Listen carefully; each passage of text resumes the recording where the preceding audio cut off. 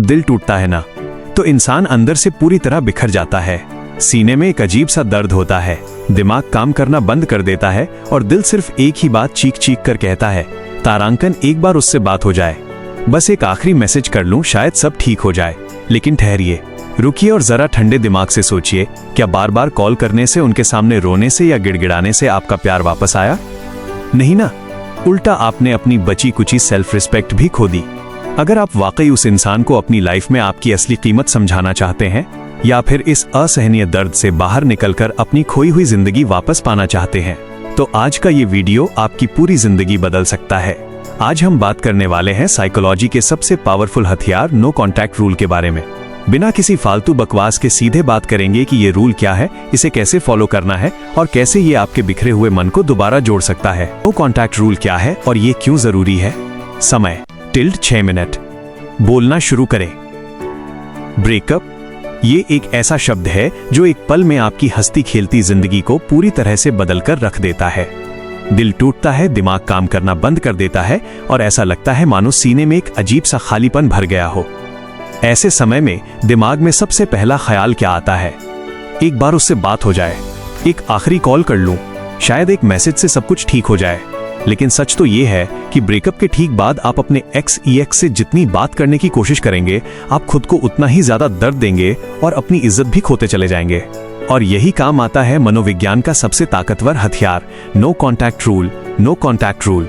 आज के इस वीडियो में हम बात करने वाले हैं कि नो कॉन्टैक्ट रूल असल में क्या है, ये आपके टूटे हुए दिल पर दवा की तरह कैसे काम करता है और क्यों ब्रेकअप के बाद ये आपका सबसे बड़ा सहारा बनता है। तो चलिए बिना किसी बकवास के सीधे मुद्दे पर आते हैं। सब्सक्राइब या लाइक करने को नहीं कहूंगा, क्योंकि अगर आज का ये वीडियो आपकी जिंदगी और आपके बिखरे हुए मन को थोड़ा भी संभाल पाया तो आप खुद इसे शेयर करेंगे। सबसे पहले ये समझते हैं कि नो कॉन्टैक्ट रूल आखिर है क्या। आसान भाषा में कहें तो नो कॉन्टैक्ट रूल का मतलब है अपने एक्स साथी से हर तरह का संपर्क पूरी तरह से काट देना। ध्यान रखिए, यहाँ हर तरह का संपर्क कहा गया है। इसका मतलब है न कोई फोन कॉल, न कोई व्हाट्सएप या टेक्स्ट मैसेज, न उनके इंस्टाग्राम या फेसबुक की प्रोफाइल को बार बार चेक करना, न उनके पोस्ट पर लाइक या कमेंट करना, और सबसे जरूरी, उनके दोस्तों के जरिए उनकी खबरें निकलवाने की कोशिश भी बिल्कुल नहीं करना। कई लोग सोचते हैं कि हम ब्रेकअप के बाद मैच्योर बनकर सिर्फ फ्रेंड्स की तरह बात करेंगे, लेकिन दोस्तों सच को स्वीकार कीजिए, ब्रेकअप के तुरंत बाद दोस्ती होना नामुमकिन है, क्योंकि जब तक दिल में भावनाएं और यादें ताजा हैं, तब तक बात करने से सिर्फ पुराना जख्म बार बार कुरेदा जाएगा। अब आपके मन में सवाल आ रहा होगा कि नो कॉन्टैक्ट रूल क्यों इतना जरूरी है?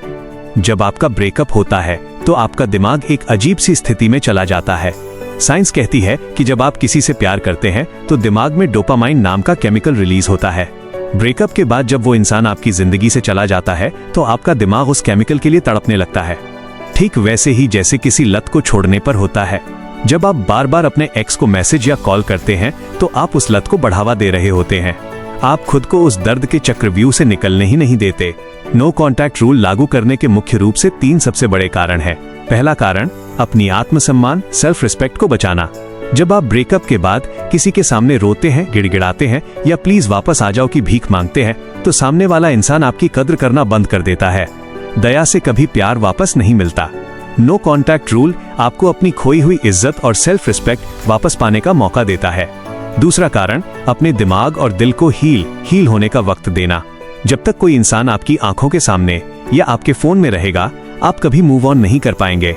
घाव को भरने के लिए उस पर पट्टी बांधनी पड़ती है, उसे बार बार छुआ नहीं जाता। नो कॉन्टैक्ट आपके मन को शांत होने की जगह देता है। तीसरा कारण, साइकोलॉजिकल स्पेस। जब आप अचानक किसी इंसान की जिंदगी से पूरी तरह गायब हो जाते हैं, तब उस इंसान को आपकी कमी का एहसास होना शुरू होता है। जब तक आप उनके लिए हमेशा उपलब्ध अवेलेबल रहेंगे, उन्हें कभी आपकी वैल्यू का पता नहीं चलेगा।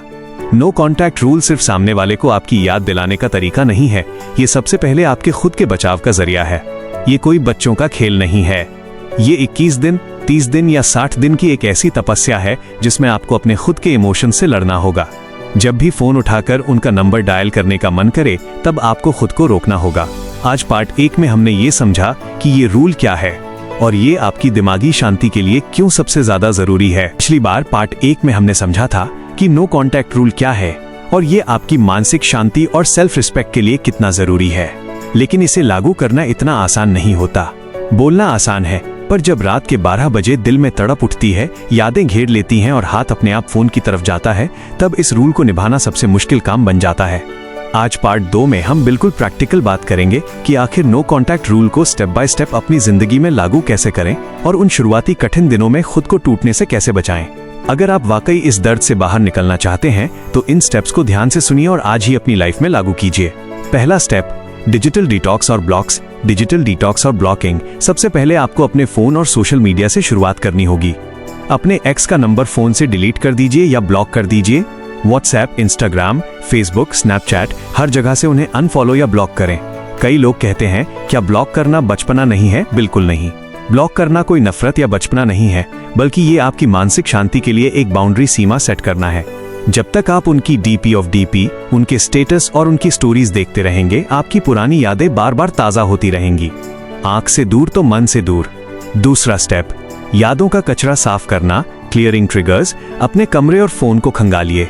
उनकी दी हुई घड़ी, तोहफे, कपड़े या साथ में ली गई तस्वीरें, इन सबको अपनी नजरों के सामने से हटा दीजिए। इन्हें फेंकना नहीं चाहते तो एक डिब्बे में बंद करके ऐसी जगह रख दीजिए जहां आपकी नजर न पड़े। फोन की गैलरी से उनकी सारी फोटोज को किसी हिडन फोल्डर में डाल दें या डिलीट कर दें। जब तक आपके आसपास उनकी याद दिलाने वाली चीजें ट्रिगर्स होंगी, आपका दिमाग बार बार बीते कल में ही भटकता रहेगा। तीसरा स्टेप, 24 घंटे का नियम और अर्ज कंट्रोल। कंट्रोल कैसे करें? जब भी आपको अपने एक्स को मैसेज या कॉल करने की तीव्र इच्छा, अर्ज हो, तो खुद से सिर्फ एक वादा कीजिए, मैं अभी मैसेज नहीं करूंगा, मैं 24 घंटे बाद सोचूंगा। उस समय फोन को दूसरे कमरे में रख दें और तुरंत कोई दूसरा काम करने लगें। आप पाएंगे कि 10 से 15 मिनट बाद वो अचानक उठी हुई तड़प शांत हो जाती है। जब भी बहुत ज्यादा बात करने का मन करे तो उस बात को किसी डायरी में लिख लें या किसी ऐसे दोस्त को कॉल कर लें जो आपकी स्थिति को समझता हो। चौथा स्टेप, कॉमन दोस्तों से सख्त दूरी, कट म्यूचुअल कनेक्शंस।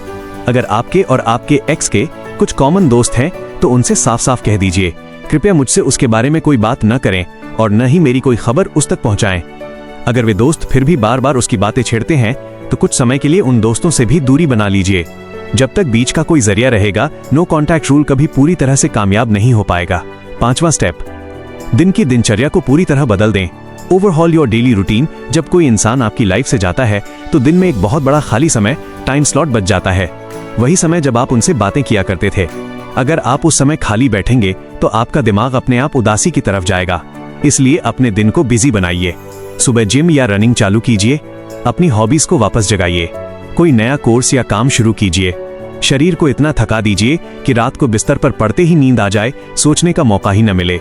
दोस्तों, नो कांटेक्ट रूल के शुरुआती 7 से 10 दिन सबसे खतरनाक होते हैं। इस दौरान आपका दिमाग आपके साथ खेल खेलेगा। वो आपको पुरानी सिर्फ अच्छी बातें याद दिलाएगा और बुरी बातें भुला देगा। आपको लगेगा कि शायद गलती मेरी ही थी, शायद एक बार बात कर लूं तो सब ठीक हो जाएगा, लेकिन आपको इस छलावे में नहीं आना है। ये सिर्फ आपके दिमाग का विड्रॉल सिम्टम है। आपको बस इस शुरुआती दौर को मजबूती से पार करना है। पार्ट 1 और पार्ट 2 में हमने समझा कि नो कांटेक्ट रूल क्या है और इसे अपनी लाइफ में लागू कैसे करना है। अब आते हैं उस मोड़ पर जहां ज्यादातर लोग आकर हार मान जाते हैं या सबसे बड़ी गलतियां कर बैठते हैं। नो कांटेक्ट रूल शुरू तो हर कोई कर लेता है, लेकिन इसे सही अंजाम तक पहुंचाना ही असली समझदारी है। आज पार्ट 3 में हम बात करेंगे कि नो कांटेक्ट के दौरान सामने वाले EX के दिमाग में क्या चलता है एंड ऑन। अगर उनका मैसेज या कॉल आ जाए तो क्या करना है एंड ऑन, और इस पूरे रूल का असली मकसद क्या है। तो चलिए इसे गहराई से समझते हैं। पहला सवाल, नो कांटेक्ट के दौरान आपके EX के दिमाग में क्या चलता है? जब आप अचानक बिना कुछ कहे पूरी तरह गायब हो जाते हैं तो सामने वाले का दिमाग 4 अलग अलग स्टेज से गुजरता है। स्टेज 1, राहत और घमंड, रिलीफ और पावर। शुरुआत के कुछ दिनों में उन्हें लगता है कि वे सही थे। उन्हें राहत मिलती है कि अब रोज रोज की चिकचिक नहीं है। उन्हें घमंड होता है कि ये रो धोकर 2 दिन में वापस आ जाएगा। स्टेज 2, हैरानी, कंफ्यूजन। जब 10-12 दिन बीत जाते हैं और आपकी तरफ से कोई कॉल या मैसेज नहीं आता तो उनका ईगो हिल जाता है। वे सोचने लगते हैं कि ये मुझे ढूंढ क्यों नहीं रहा, क्या इसे मेरी परवाह नहीं रही। स्टेज 3, उत्सुकता और याद, क्यूरियोसिटी और मेमोरीज। 20 से 30 दिनों के बाद जब आप पूरी तरह शांत रहते हैं तब उनके दिमाग से ब्रेकअप की कड़वाहट कम होने लगती है और सिर्फ आपकी अच्छी यादें सामने आने लगती हैं। वे आपकी प्रोफाइल चेक करने की कोशिश करने लगते हैं। स्टेज 4, खोने का डर, फियर ऑफ लॉस। जब उन्हें लगता है कि आप वाकई उनकी जिंदगी से हमेशा के लिए चले गए हैं तब असली पैनिक शुरू होता है। और यहीं से वे संपर्क करने की कोशिश करते हैं। दूसरा सवाल, अगर नो कॉन्टैक्ट के बीच में EX का मैसेज या कॉल आ जाए तो क्या करें? ये सबसे नाजुक मोड़ है। अक्सर लोग यही गलती करते हैं। जैसे ही एक्स का मैसेज आता है, हे या हाउ आर यू, लोग तुरंत उछलकर लंबा चौड़ा रिप्लाई कर देते हैं। आपको ये गलती बिल्कुल नहीं करनी है। तुरंत रिप्लाई ना करें। अगर उनका मैसेज आता है तो कम से कम कुछ घंटों तक जवाब ना दें। उन्हें यह एहसास होने दें कि आपकी जिंदगी अब उन पर निर्भर नहीं है। छोटा और शांत जवाब दें। अगर आप रिप्लाई करते भी हैं तो बिल्कुल शांत और फॉर्मल होकर दें, जैसे I am good, hope you are doing well too. न ज्यादा गुस्सा दिखाएं, न ज्यादा प्यार। पुराने मुद्दों पर बहस न करें। तुमने मेरे साथ ऐसा क्यों किया जैसी बातें दोबारा शुरू न करें। इससे नो कॉन्टैक्ट की पूरी मेहनत पर पानी फिर जाएगा। याद रखें, जब तक सामने वाला इंसान अपनी गलती मानकर आपसे रिश्ते को सुधारने की गंभीर बात न करे, तब तक सिर्फ नॉर्मल मैसेज देखकर पिघलना नहीं है। तीसरा सवाल, नो कॉन्टैक्ट रूल में कौन सी 3 सबसे बड़ी गलतियां नहीं करनी है? 1, पहली गलती -सैड स्टेटस लगाना। सोशल मीडिया पर दुखी शायरी, दर्द भरे गाने या तंज कसने वाले स्टेटस कभी न लगाएं।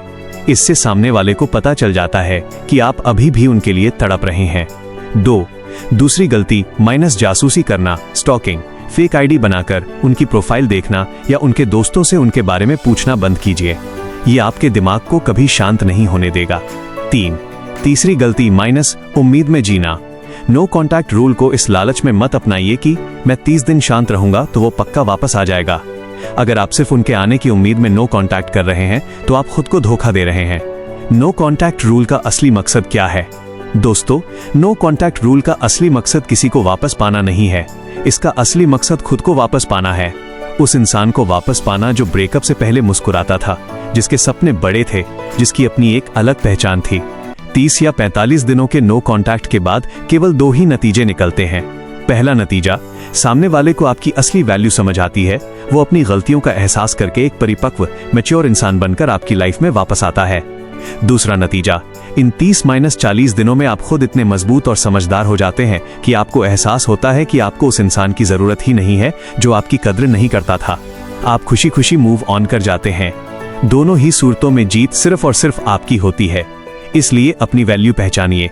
किसी के पीछे भागकर अपनी सेल्फ रिस्पेक्ट मत नीलाम कीजिए।